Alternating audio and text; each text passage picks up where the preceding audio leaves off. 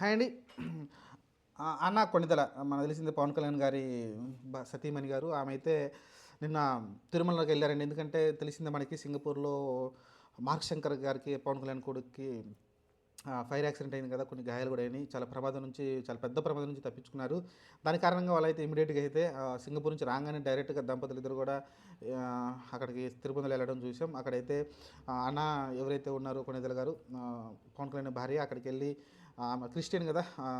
Declaration మీద sign పెట్టడం. ఎందుకంటే యేంగళ స్వామిని మేము నమ్ముతున్నాము. నేను క్రిస్టియన్ మతం అయినప్పటికీ నేను యేంగళ స్వామిని నమ్ముతున్నాను. ఆయన దేవుడిగా నమ్ముతున్నాను అని అయితే డిక్లరేషన్ సంతకం పెట్టడం అనమాట. అది సంతకం పెట్టారు. ఆ తర్వాత వెళ్ళి ఏ స్పెషల్ ఏంటంటే ఇప్పుడు తిరుమల అందరూ వెళ్తారు కానీ స్పెషల్ ఏంటంటే ఆమె తలనీలాలు సమర్పించిందంటే అంటే ఆమె గుండు కొట్టించుకుంది.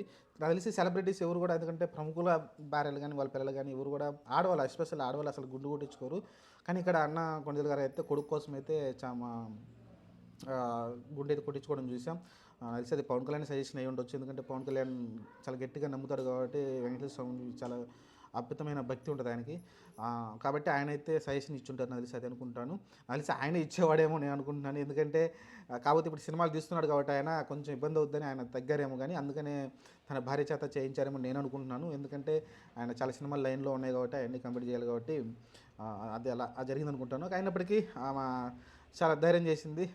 అలిసి తనకి ధైర్యం చేసి ఆమె అయితే తన కొడుకు కోసం అయితే అలా అయితే తలనీలాలు అర్పించడం చాలా బాగా నచ్చింది. నిన్న కూడా ఒక వీడియో చేసుకున్నాం. పవన్ కళ్యాణ్ యాక్సిలేటర్ దిగి రావడం చూసాం మనమైతే. బాగా అనిపించింది. ఇప్పుడు ఈరోజు అన్న లెజెండ్ కొణిదెల గారు ఏమైతే చాలా బాగా అనిపించింది తలనీలాలు అర్పించడం.